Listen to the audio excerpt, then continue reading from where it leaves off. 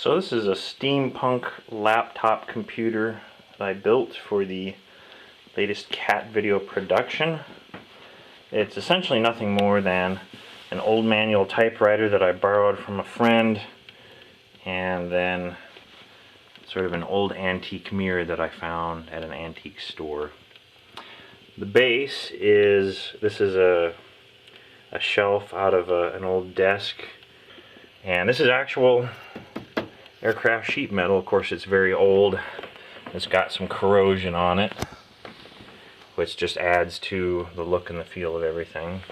These are just little decorative carvings that I got from Lowe's. And all of this stuff is all handmade, and I just wanted to give you guys a little look at it. This is where the Apple is mounted. And these are the wires that are plugged into the magical Apple to cause it to power on the laptop. There's a clear shot of how that works. Okay, so this thing comes down, it snaps into position, and that's what holds the top. And I have a similar hinged device here.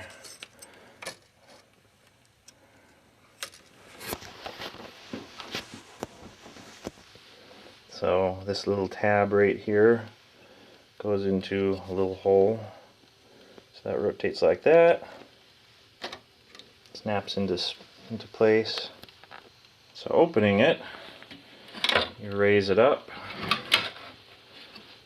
and then you extend the antenna.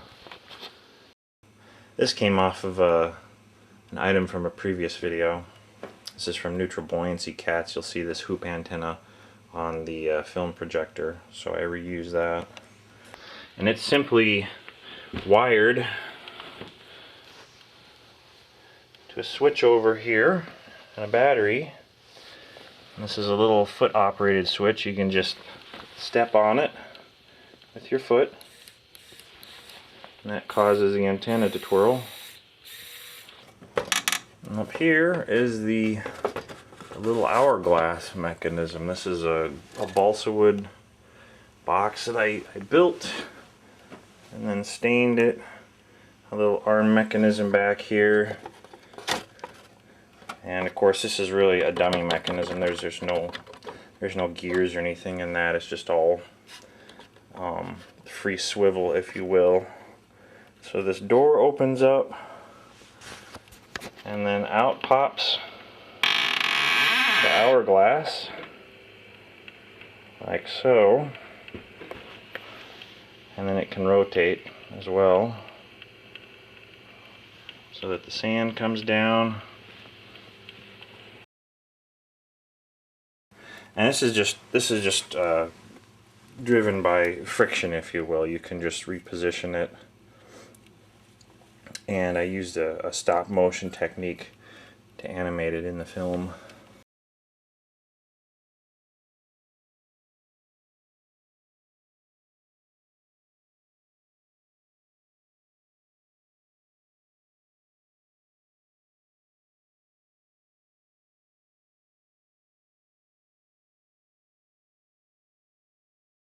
This is one half of a drawer pull I got from Lowe's. I split it in half, so here's half of the drawer handle, you know, for your night cabinet or whatever.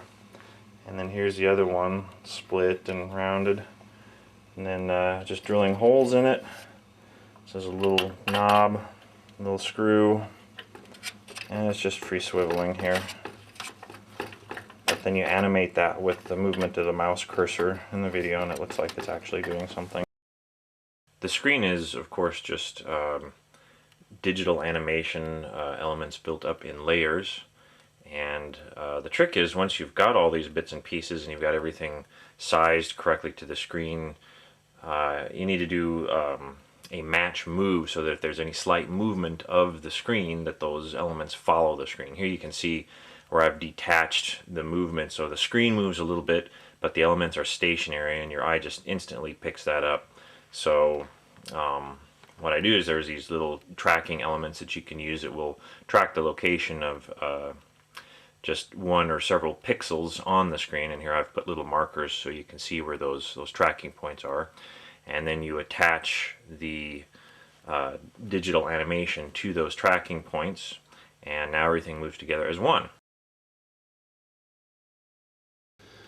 And there's Oscar checking it out.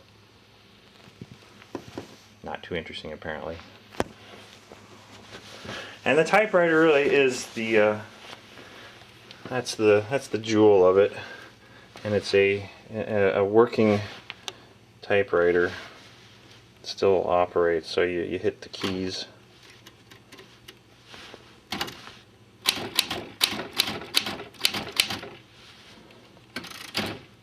Pretty cool. And here's a space bar. And here's the mouse button. A little homemade spring on there. Just a little piece of bent brass. A little piece of brass here and some wires attached to it.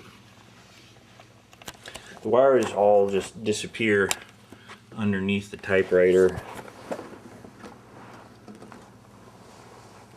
The typewriter is not physically attached to the base, it's just sitting there, and this is where all the wires, they just all tape here into this spot.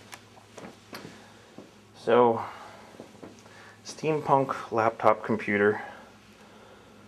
When you see me actually sitting in the chair with the thing, I don't have the typewriter in the base, and I also don't have the little hourglass that's in that box. I've tried to reduce the weight as much as possible. The whole thing, I'll have to get a weight of it at some point. It's incredibly heavy. I would guess it's maybe 70 or 80 pounds all up when everything's put together like this. But very proud of it and wanted to share it with you guys. Okay, that's it. Thanks for watching.